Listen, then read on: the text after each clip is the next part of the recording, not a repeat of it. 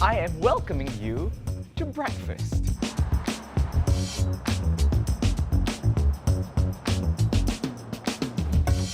Come on, take a look at this. You gotta come close.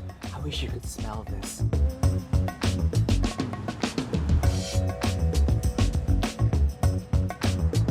You got your pork belly pieces, they're glistening, of course.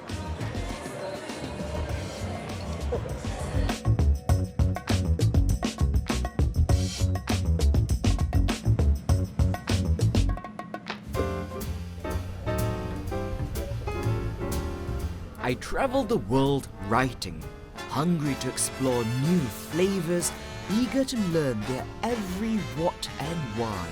Inspired by the uniquely Chinese-American dish, General Tso's chicken, this is Tso'l Food, an American journey through the Chinese kitchen. I'm Gerald Tan.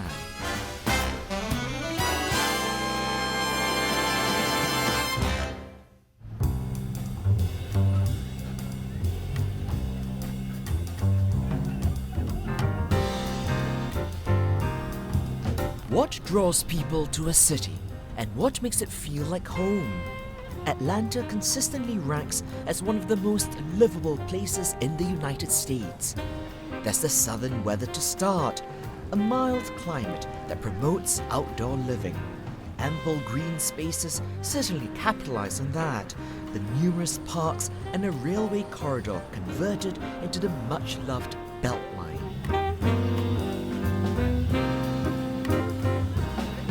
Atlanta also has a proud history of championing equity.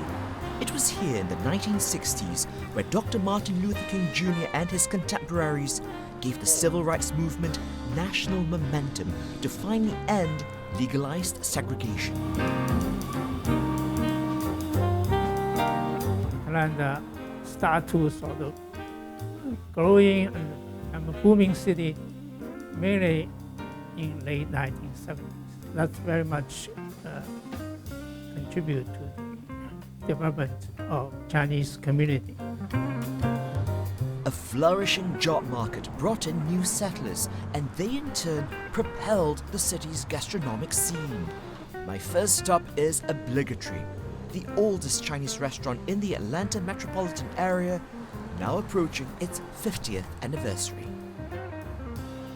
First we started in California, then my dad said, "Oh, I heard Georgia is a good place to open Chinese restaurant." So we opened 1975 in May.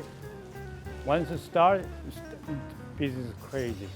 Everybody said, "Wow, you guys food so tasty." Golden Buddha fascinates me because it's very, very old restaurant, low ceiling, food for the big eaters, and the secret of Golden Buddha is that the owner grew up in Korea, and the best food at Golden Buddha is Korean Chinese.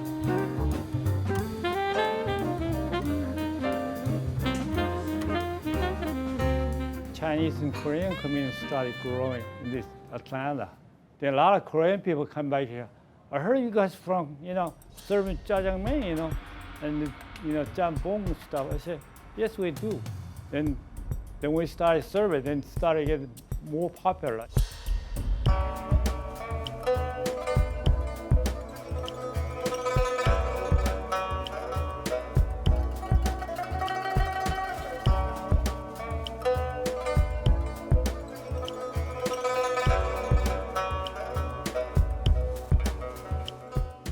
Jjajangmyeon is a dish that most people today associate with Korean cuisine, but this is actually a Chinese dish. Yes. Even you go to China, they still have jjajangmyeon, but it's not darker, it's kind of brown color. Jjajangmyeon was born in South Korea's port city of Incheon. This was where many Chinese migrant workers established roots during the early 1900s.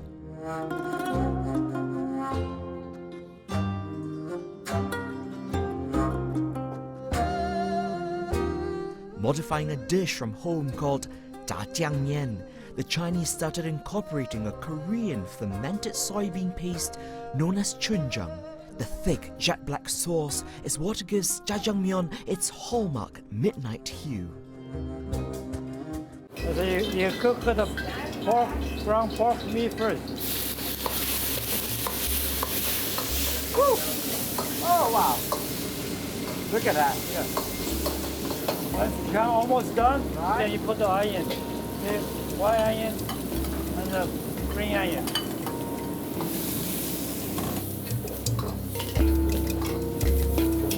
Boy, it's getting hot in here.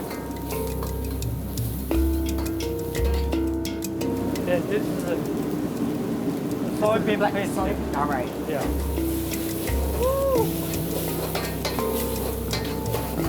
Right.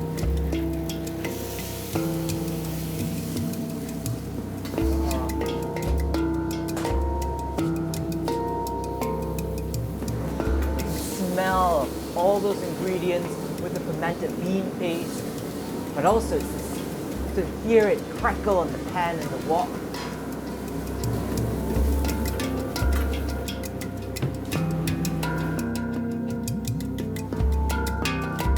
Cut this much.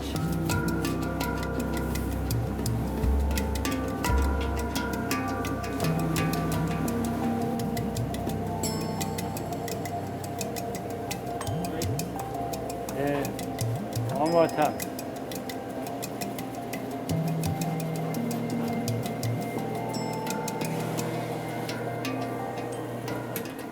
So this is the noodle. It come out like this.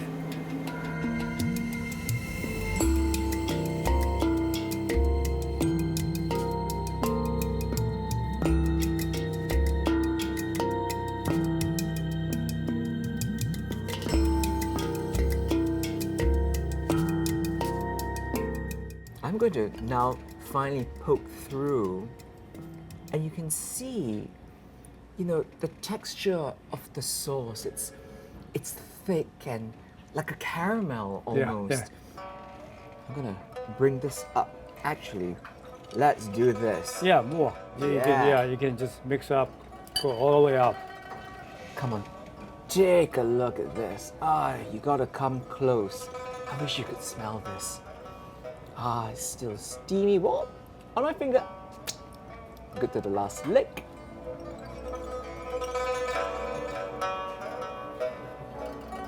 Let's be honest, I couldn't make this at home, could I? You can, no. But that heat, we saw the flames dance Yeah, up the maybe wok. take a little longer. You need a lot of skill. Yeah, otherwise it won't be like a.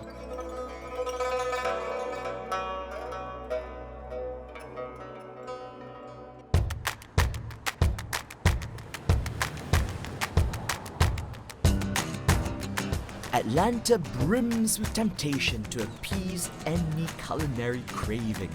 Food halls such as trendy Pond City Market and Grog Street Market offer a taste of the world under one roof.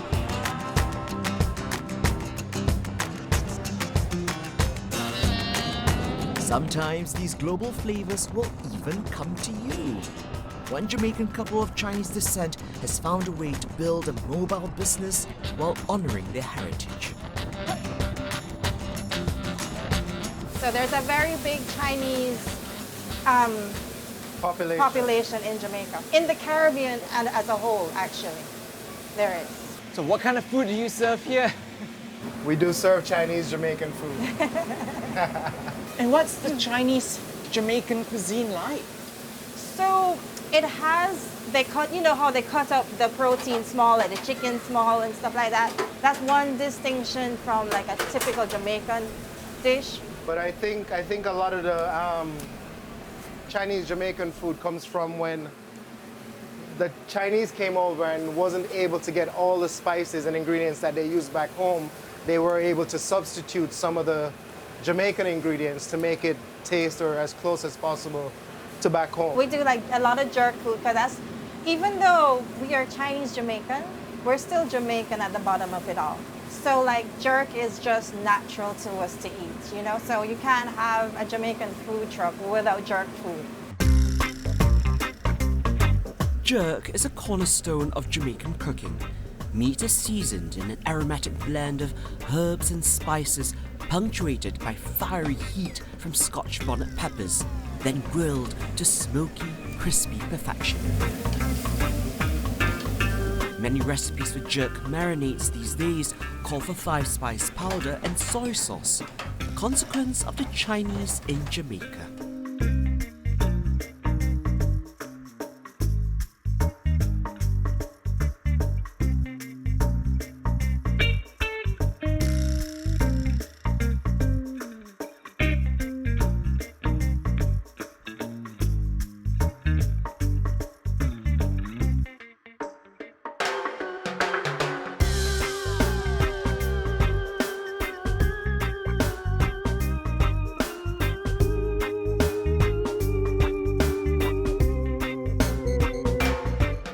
How did you learn how to cook?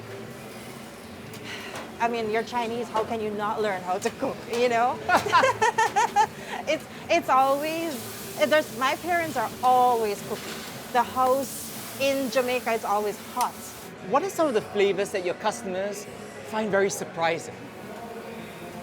The pepper, because we use the Scotch bonnet pepper, the habanero, in our food. We don't use like jalapenos or bird peppers. And then also like the pork and mukni that we have on the menu today. People will drive like 2 hours because we don't cook it that often. It's not an easy dish to cook because it's the pork belly with the bone, the rib, and then the mushrooms. You have to go through each one, clean it and stuff like that. So it's a labor of love. The trick to pork and mukni is patience. Lardy pieces of pork belly are braised for a few hours until they take on the sweetness of caramel and absorb the woody aroma of the mukni, a local Jamaican term for black fungus that's known as mu'er in China.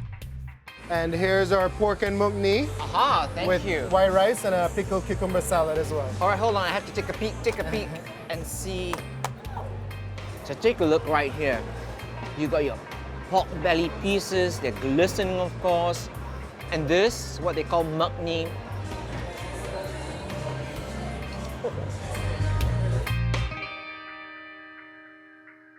Well, when I first went to Masterpiece, nobody knew anything about the chef. I walked in there and I saw his picture at the Great Hall in Beijing, and I'm like, okay, this is not your pedestrian immigrant. This is an incredibly accomplished, fine dining chef.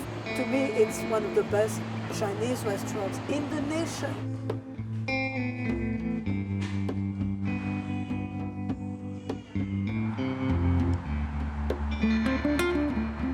You're a certified master chef in China. What do you have to do to attain such a recognition?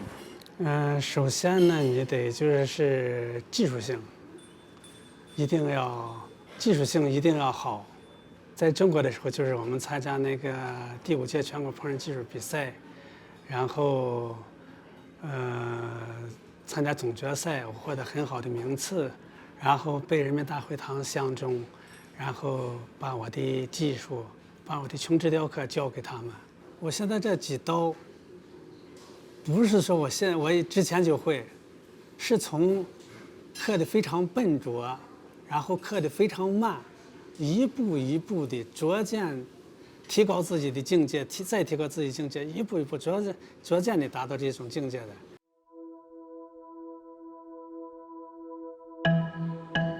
Eager to demonstrate instead of pontificate, Chef Liu picks up his self-patented carving tools and gets to work. First, the body of the phoenix. It takes just 9 cuts to a daikon radish for the initial silhouette, the head being the most delicate. With 2 deft moves at the end, the beak of the mythical creature takes shape. Next, thin slices of green radish are chiseled into wings, their span outstretched and the plume voluminous. Each cut adds texture and movement, meaning and poetry. The tail, constructed from the same vegetable, is turned feather-like and majestic.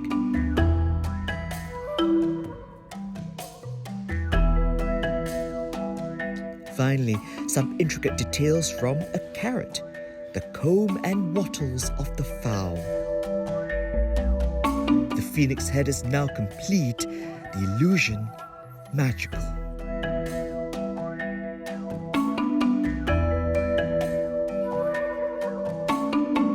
There was a moment you did 2 quick cuts, and suddenly I saw the beak of the phoenix, and as the beak formed, I think my jaw just dropped, because to me that was this animal coming to life, and I'd never seen anything like this before.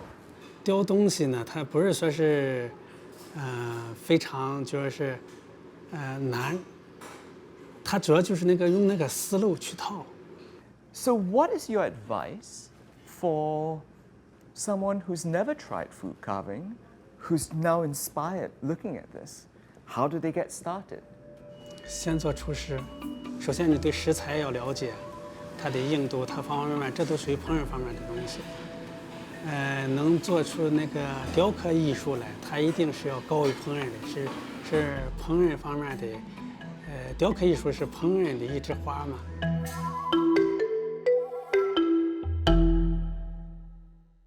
Only about 10, 15 years ago, the total Chinese population in Atlanta is estimated about 50,000, 50K.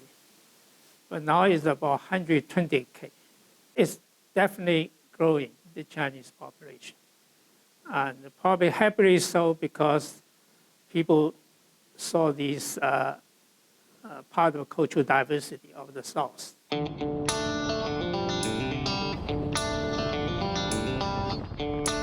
Because the Chinese migration has been more recent, there is no urban Chinatown here, unlike those in major US cities. The closest thing is a shopping center in the suburb of Chambly, conveniently named the Chinatown Mall. 我的名字是齐志梅，我是从天津来，可以说就是中国的早餐，什么油条啊、豆浆啊，就是北方早餐吧。好多人就喜欢家乡的味道，所以我做了一些就是北方的小吃。 Breakfast breads make up a tantalizing subset of Chinese cuisine. Steamed or fried, plain or stuffed, savory or sweet.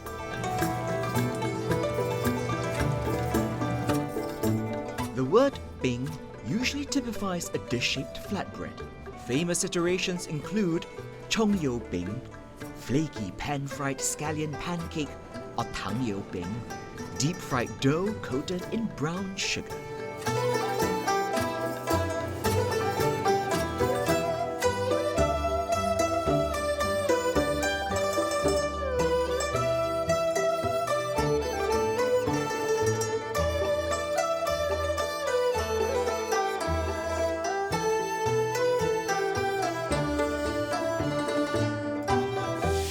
Standout of May's menu is an item unique to her hometown that's nothing short of a breakfast of champions.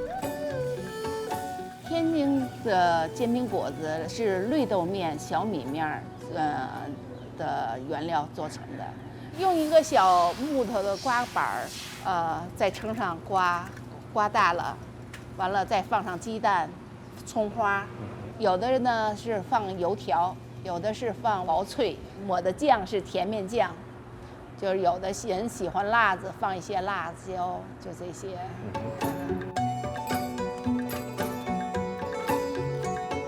Traditional jianbing contains crispy fritters, but jianbing guozi replaces them instead with a cruller-like breadstick called youtiao. How do you make youtiao?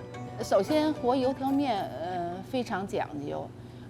需要水的比例和面的比例要非常严格，油条面要软一些，它才会有筋性，这可以抻长了。如果太硬了，它就抻不开。一块面切成2块，就是油条需要2块面在一起嘛，它中间沾水，它才会。 这个油条才会发，就是这样的。我早晨就吃油条、豆浆。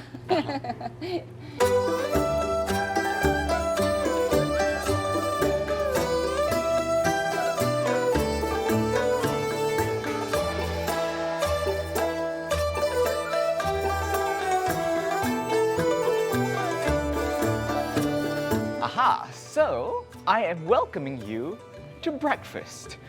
These are essentially a whole selection of street snacks which are really popular all across China. This, as we saw, is youtiao. I grew up eating this, dipping it in hot soy milk, which is incidentally exactly what the proprietress May says she eats a lot of. Now, this is jianbing. But when you add a youtiao into the same batter, you get a really interesting regional speciality. Tianjin jianbing is the only place you can find it. And because this is street food, it would come in a bag. Let's eat it street food style, right? Right out of a paper bag. I'm gonna pick it up. It's a bit unwieldy. And here it goes.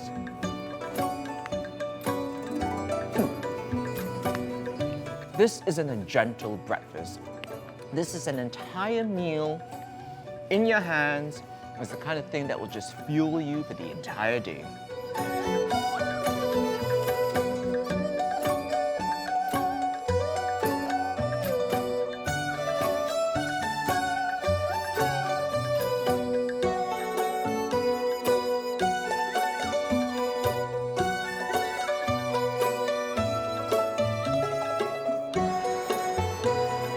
The Chinatown Mall sits right off Beaufort Highway. Fondly called the International Corridor, it's home to hundreds of diverse eateries opened by migrants. The menus here run the gamut, from simple comfort cooking to marvelous creations. So here I am, all ready to tuck into this feast at Goose Kitchen. This, of course, if I look like I'm some sort of a magician, this is the dish of social media fame. It is quite astounding to look at. It is the Chengdu cold noodles, so Sichuan flavors from Chengdu.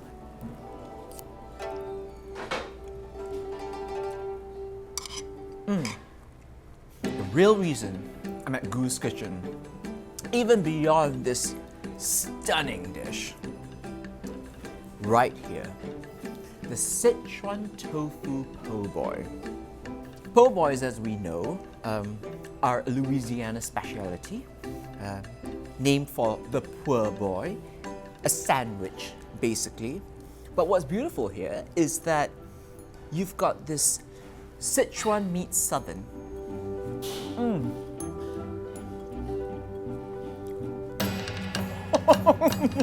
It's spicy.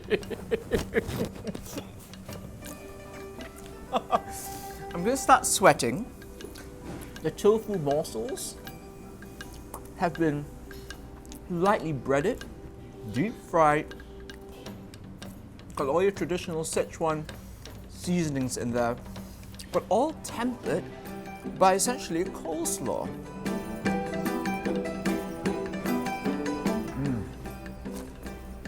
That is the real magic of Goose Kitchen.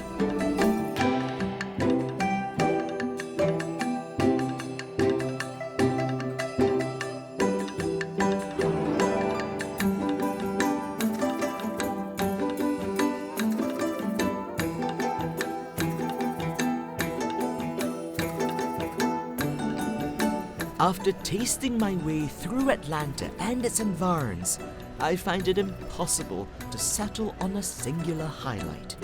So I turn to the city's premier authority on the matter. I am so fond of the mapo tofu at Masterpiece. We visit the original, unassuming location of Masterpiece, where Christian first discovered and profiled Chef Liu. It put him on the map. Their reunion all these years later is a fine moment to capture on camera. Fantastic to see you again, Andrew.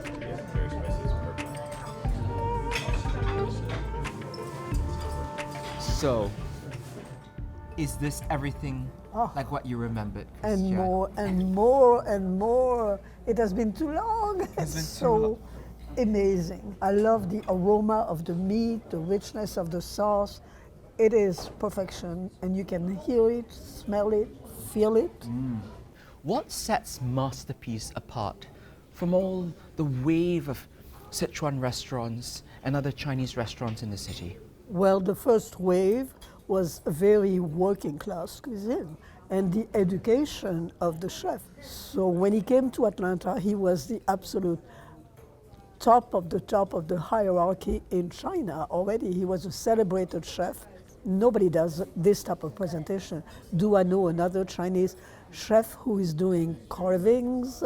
We've seen Chef Liu at work carving these pieces. The way he turns your everyday vegetable into, for lack of a better word, a masterpiece.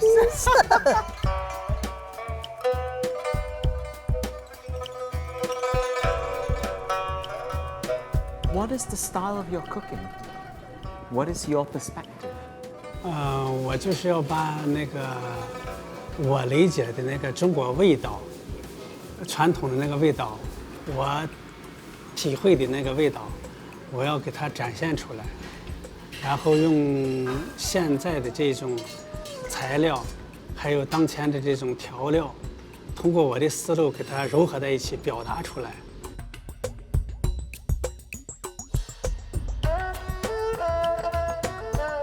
Who taught you how to make this dish? My father. Ah, you learned from your dad. But your kids? No, they don't know how. They don't want to cook. They want to cook American food. Not much Chinese. Well, they probably, whenever they want Chinese food, they just come to you. Yeah, they come to me. Yeah, that's right.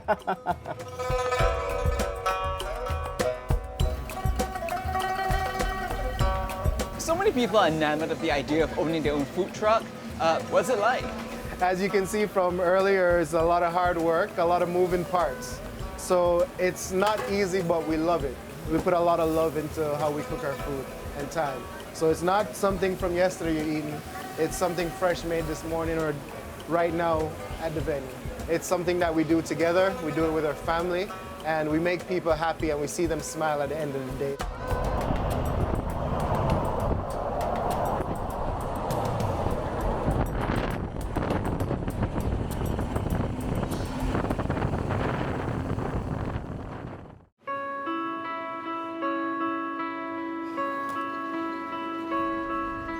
The journey into the restaurant world can take different paths.